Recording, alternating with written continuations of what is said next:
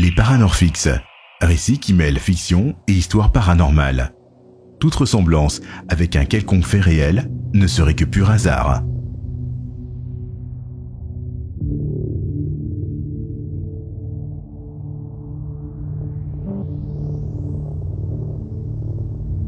Le portail en fer forgé se referme derrière lui. Richard ne le sait pas, mais cette première investigation ne sera pas sans conséquences. Depuis son plus jeune âge, Richard entend parler et voit des choses qui l'intriguent, d'autres qui lui font peur. Mais comme lui a toujours répété sa mère, « C'est ton imagination, mon chéri !» L'année de ses 10 ans, sa grand-mère, bien fatiguée, est venue habiter chez ses parents. C'est au premier jour du printemps que cette dernière est partie dans son sommeil. Ce jour-là, Richard n'a pas compris pourquoi tout le monde pleurait. Mamie était pourtant là, dans le salon, comme tout le monde, mais personne lui parlait. Le petit Richard a voulu dire aux adultes que Mamie était là, sur son fauteuil, et c'est à ce moment précis que sa grand-mère a mis son index sur sa bouche et a disparu. Depuis ce jour-là, Richard est passionné par les phénomènes inexpliqués, les phénomènes paranormaux. En grandissant, il s'est renseigné. Il a tout vu à la télévision, il a tout écouté à la radio, et l'arrivée d'Internet a été une révolution. Ni médium, ni clairvoyant, ni croyant, pourtant, souvent, Richard rêve d'événements du quotidien qui vont lui arriver. Il a des impressions de déjà-vu et de drôles de ressentis sur les gens et son environnement. Jusqu'au jour où Richard tombe sur le vieux poste de radio de sa grand-mère, oublié sous la poussière dans la cave. Un coup de chiffon sur cet objet, 3 piles, et il le remonte dans sa chambre. Au moment où il ressort de la pièce, ce dernier s'allume. De la friture, du bruit blanc, c'est le son qui sort du vieil haut-parleur.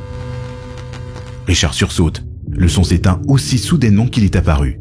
Intrigué, il regarde le vieux poste et s'en saisit.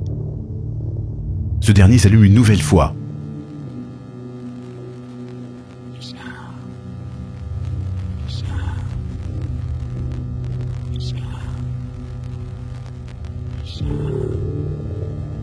Une voix chuchote son prénom entre les séquences de bruit blanc.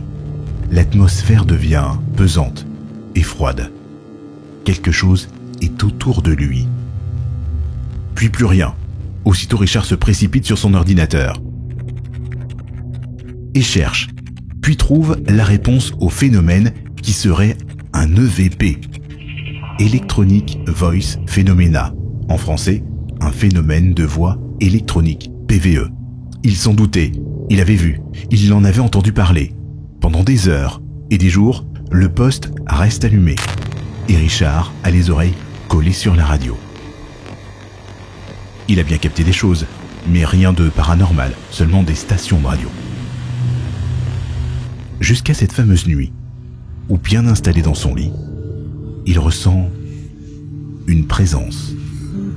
Aperçoit du coin de l'œil une ombre qui passe dans l'entrebâillement de la porte de son placard. Il saute du lit. Rien d'inquiétant. C'est sûrement mon imagination. Sur ces mots, la radio s'allume une nouvelle fois. Le bruit blanc s'intensifie, puis une réponse à sa question. Richard est saisi par la peur. Il avance lentement vers le vieux poste et d'une main tremblante prend l'objet. « Qui me parle ?» La radio s'éteint, comme pour répondre à sa question. Richard souffle, de la buée sort de sa bouche. Une odeur de brûlé inonde sa chambre. Il entend un grincement de porte derrière lui. Le placard vient de s'ouvrir. Sur son épaule, il sent se poser un doigt, puis un deuxième, et enfin une main complète pèse sur son épaule. Richard est tétanisé.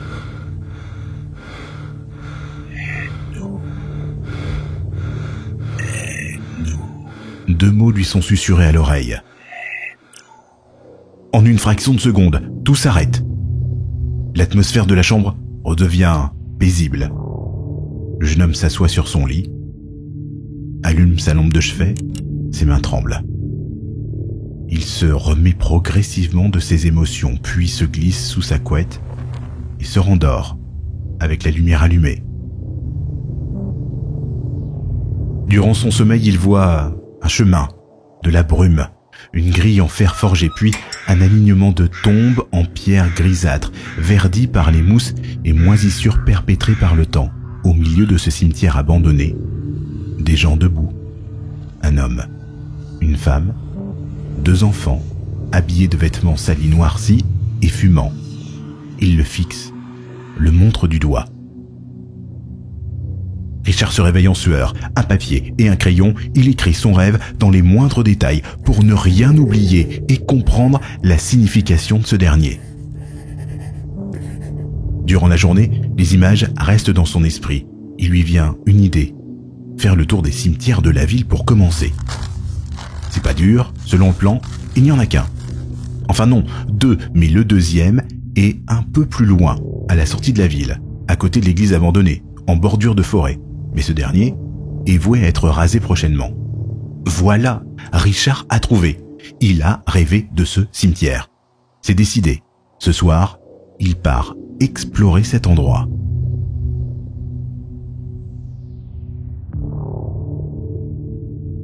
Le soir venu, il est prêt.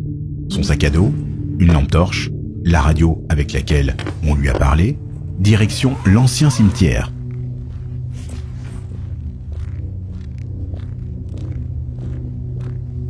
Arrivé sur place, il voit bien le chemin, entre la forêt et le cimetière attenant à l'église abandonnée. Une brume se forme juste devant l'entrée. D'ailleurs, le portail est ouvert. Avec un peu d'appréhension, Richard passe ce dernier. Le portail en fer forgé se referme derrière lui. Richard ne le sait pas, mais cette première investigation ne sera pas sans conséquences. Y a quelqu'un ? Parce que s'il y a quelqu'un, sachez que je suis pas seul. Pas de réponse. Richard avance lentement vers un alignement de tombes. Une sensation de lourdeur sur ses épaules. Le lieu devient angoissant. L'air se refroidit.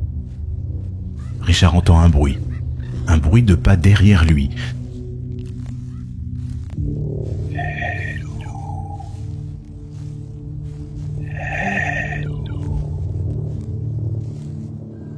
Une odeur de brûlé inonde l'atmosphère. Au loin, la brume laisse entrevoir un enfant. L'un des enfants de son rêve. Il est blafard, le visage sans expression, avec un bâillon sur la bouche. Richard est pétrifié, ses jambes ont de la peine à le supporter. L'enfant disparaît, puis apparaît devant lui. Ce dernier a le visage partiellement brûlé. Nous sommes ici, nous sommes ici, nous sommes ici. L'enfant baisse la tête. Richard fait de même et s'aperçoit que la terre sous ses pieds a été retournée récemment. Pour en être sûr, il gratte du bout de sa chaussure, ce qui découvre une main en partie carbonisée. L'enfant fantomatique disparaît. Richard fait un pas en arrière, tombe et se relève aussitôt, puis court comme un dératé droit devant lui. Après quelques centaines de mètres, il s'arrête, puis reprend ses esprits. Il faut que je prévienne quelqu'un. Il faut que je prévienne quelqu'un. Richard se précipite sur la dernière cabine téléphonique en service.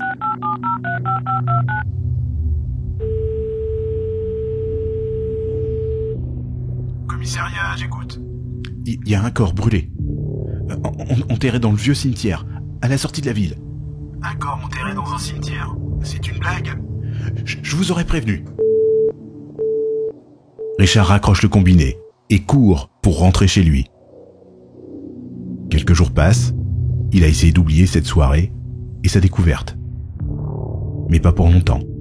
Au journal télévisé régional, il voit une photo, celle d'un homme et d'une femme, accompagnés par leurs 2 enfants, et ce sous-titre: macabre découverte dans un cimetière à l'abandon. Après plusieurs jours de recherche, la famille portée disparue depuis près d'1 mois a été retrouvée par les forces de l'ordre. Les 4 corps calcinés étaient enterrés dans un cimetière abandonné à 200 km du lieu de leur disparition. Pour le moment, le procureur ne souhaite pas donner de détails sur la découverte des corps. Richard se laisse tomber sur la chaise derrière lui. Au loin, il entend son poste de radio qui s'allume.